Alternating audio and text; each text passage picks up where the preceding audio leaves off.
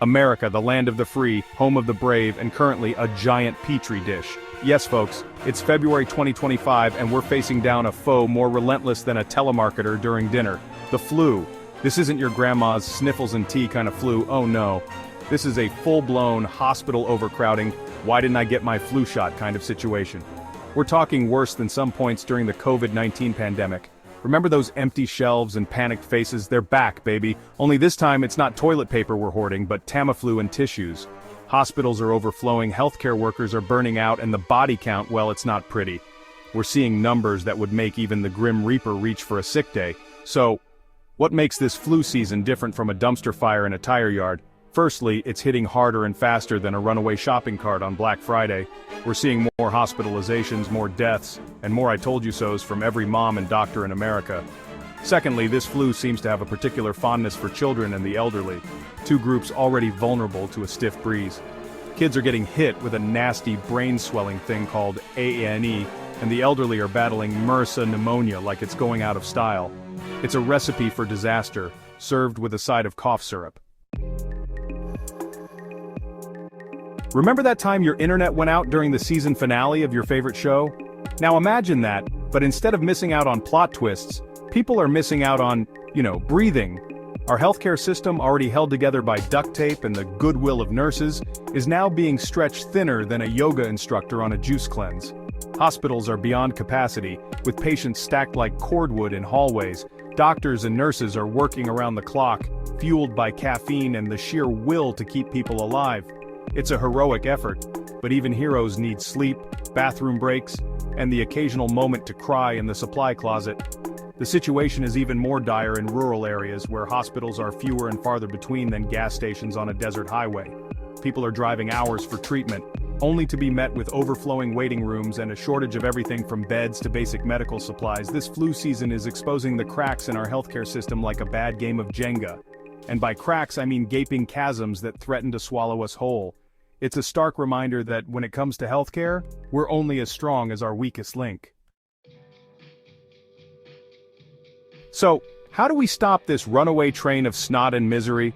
Well, the CDC, bless their overworked hearts, is basically throwing the entire book of public health measures at it.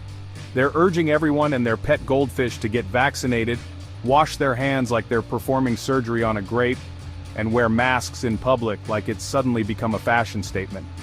The problem is, America, we've become a nation divided on, well, everything, including vaccines. Some folks, armed with misinformation and a healthy distrust of anything resembling common sense, are refusing the flu shot like it's a government tracking device. They're out there, spreading misinformation and the flu virus with equal enthusiasm. Then there's the issue of access.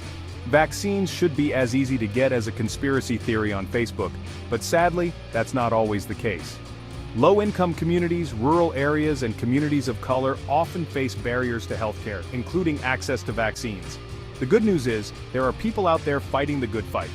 Doctors, nurses, public health officials, and even your annoyingly healthy friend who never gets sick are working tirelessly to educate the public, increase access to vaccines, and hopefully, put a stop to this viral reign of terror. While we're battling a microscopic enemy, let's not forget about the human-sized elephants in the room: immigration and political division. America, the supposed melting pot, is looking more like a pressure cooker these days. Trump, in his infinite wisdom, has decided that the best way to deal with a global pandemic is to double down on deportations, particularly for those pesky Central American and Mexican migrants. The border wall, that monument to fear and wasted taxpayer dollars, is still standing, a constant reminder of our broken immigration system. Advocacy groups are crying foul, and rightfully so. Migrant detention centers, those beacons of human rights violations, are overflowing. Families are being separated, children are being caged, and the Statue of Liberty is probably considering taking up drinking. Congress, meanwhile, is doing what it does best: arguing. Democrats and Republicans are locked in a stalemate, unable to agree on even the most basic reforms. Immigration, it seems, is the political football that keeps on giving, even during a pandemic. Section 5, Trump's Iron Fist executive orders and international fallout. Speaking of Trump, let's talk about his latest executive order, shall we?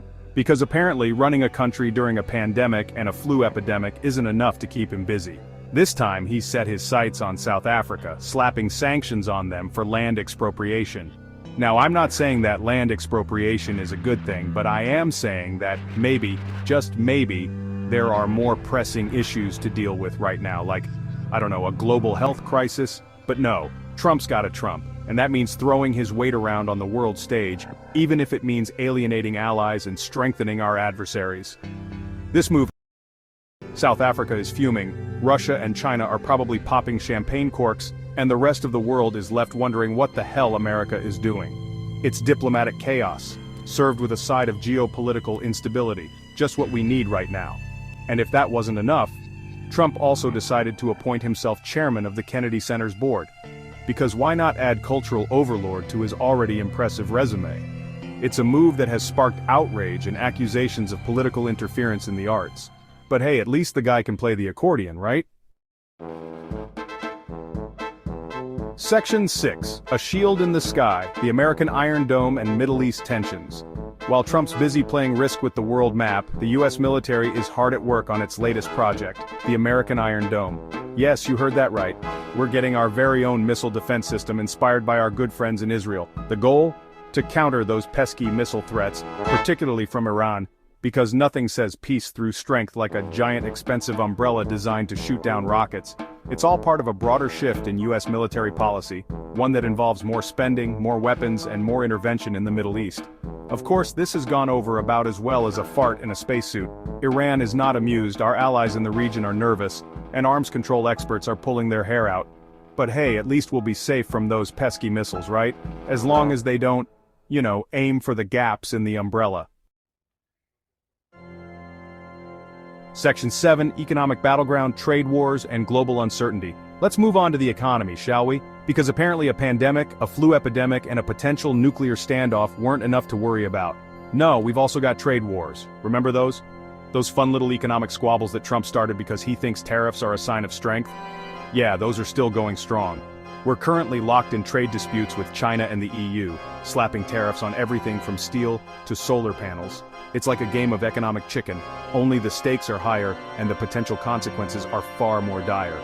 The EU is threatening retaliation, China is laughing all the way to the bank, and American businesses and consumers are stuck in the middle, facing higher prices and economic uncertainty. It's a lose-lose situation for everyone involved, except maybe the trade lawyers, who are probably making out like bandits.